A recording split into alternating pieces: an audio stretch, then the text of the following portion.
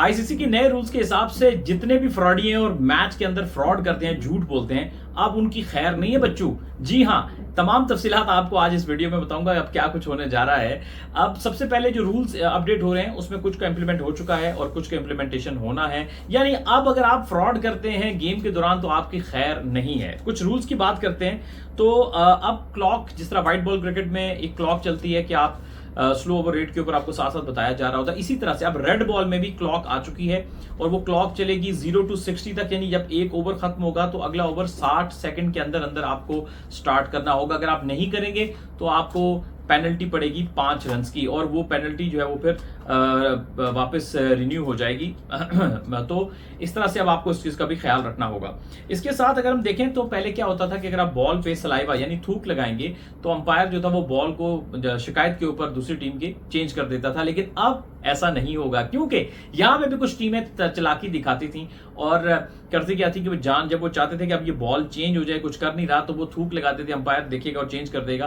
तो अंपायर ने इस होशियारी को पकड़ लिया बहुत सारे लोगों की क्रिकेट में। उन्होंने कहा कि थूक लग जाएगा लेकिन उससे बॉल चेंज नहीं होगा। हाँ, अंटिल की बॉल की शेप खराब हो गई हो या बॉल कुछ मिसबिहेव कर रहा हो तो उस टेक्निकल बेसिस के ऊपर बॉल चेंज होगा, ना कि सिर्फ थूक लगाने के ऊपर बॉल चेंज हो। तो भाइयों, जितने लोग ये वाली होशियारी कर रहे थे ना, तुम्हारी छुट्टी कर दी हम आईसीसी ने। अच्छा, उसके बाद अगर हम देखें तो डीआरएस जो है वो अब बहुत स्मार्ट हो गया है। और पहले क्या होता था कि एक सिनेरियो आपके सामने बताता हूं। यानी अब पहले क्या होता था कि अगर डीआरएस में आपने कॉट बिहाइंड की अपील की है और वो बैट्समैन की जो बॉल है वो पहले पैड पे लगी है और बैट पे नहीं लगी, तो क्या होता था कि आपकी जो पहली अपील होती थी कि आपने जो कॉट बिहाइंड की अपील की उसको कंसीडर किया जाता था, लेग बिफोर को कंसीडर नहीं किया जाता था। और अगर कॉट बिहाइंड आउट नहीं है तो वो फिर आपके लेग बिफोर को आउट नहीं दिया जाता था, बाय डिफॉल्ट जो है वो अंपायर्स कॉल आ जाती थी।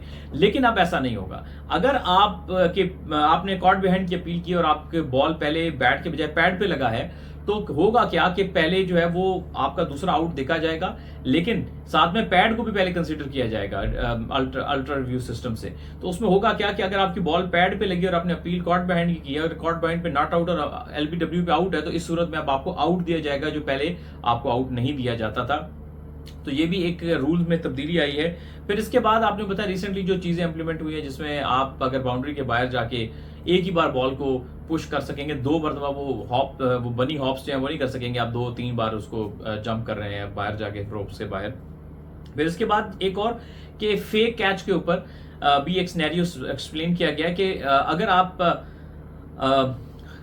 अगर अंपायर बॉलर बॉल करता है और कैच की अपील होती है और वो नो बॉल हो जाता है, तो उसमें होता यह है कि वो नो बॉल पे 1 रन मिलता था बैटिंग साइड को अगर कैच कैरी नहीं हुआ है।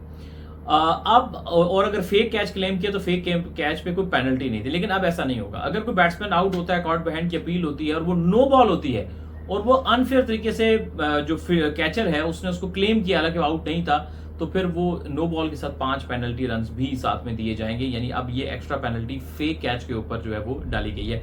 इसके साथ जो फेक एक्स्ट्रा रन जो है उसके ऊपर भी एक रूल आया है कि अगर आपको पता है कि आप शॉर्ट ऑफ क्रीज है और आप क्लेम कर रहे हैं आपने 2 रन बनाए, हालांकि वो 1 रन है और आप डेलिबरेटली शॉर्ट ऑफ क्रीज आपने बैट रखा है, फेक करने की कोशिश की है, इस सूरत में भी आपको पेनल्टी 5 रन की दूसरी टीम को दी जाएगी। ये भी रूल इंप्लीमेंट जो है वो कर दिया गया है।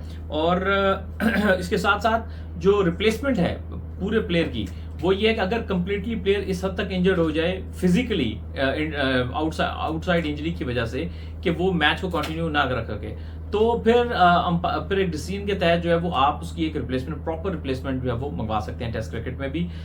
लेकिन ये जो ये रूल है या ये चीज़ है ये इम्प्लीमेंट नहीं होगी हैमस्ट्रिंग के ऊपर और निगल्स के ऊपर, क्योंकि ये शॉर्ट इंजरीज होती हैं और इसके ऊपर ये इन 2 चीज़ों के ऊपर इम्प्लीमेंटेशन नहीं होगी। तो ये कुछ रूल्स चेंजेस हैं और ऐसा महसूस होता है कि आईसीसी ने जो चेंजेस की हैं ये जो कुछ रूल्स का नेगेटिव फायदा उठाया जाता था या कैजुअल अप्रोच होती थी या लेजीनेस दिखाई जाती थी, तो वो नेगेटिविटी जो गेम से उसको खत्म करने की कोशिश की गई है। मैं समझता हूँ ये आईसीसी का बड़ा अच्छा इकदाम है, ऐसा इकदाम है। और इससे फायदा क्या होगा कि आप थोड़ी फेयरनेस ज्यादा गेम में आएगी, डीआरएस का सिस्टम भी ज्यादा बेहतर होगा और अगर आप इसकी मुकम्मल तफसील पढ़ना चाहते हैं तो आप आईसीसी की वेबसाइट पे जाके पढ़ सकते हैं। आप डिफरेंट वेबसाइट पे आपको मतलब अगर आपको पॉइंट आपको फिर भी समझ नहीं आया तो मुकम्मल इसकी डिटेल ईच एंड एवरीथिंग जो है जाके पढ़ सकते हैं और मजीद उसको उर्दू में भी ट्रांसलेट करके पढ़ सकते हैं अगर आपको अंग्रेजी में कुछ कभी कभी कॉन्टेक्स्ट सिनेरियो समझ नहीं आते हैं। सो कैसी लगी आपको ये वीडियो, कैसे लगे आपको रूल्स, इनके हवाले से अपनी कॉमेंट सेक्शन में ओपिनियन जरूर दीजिएगा।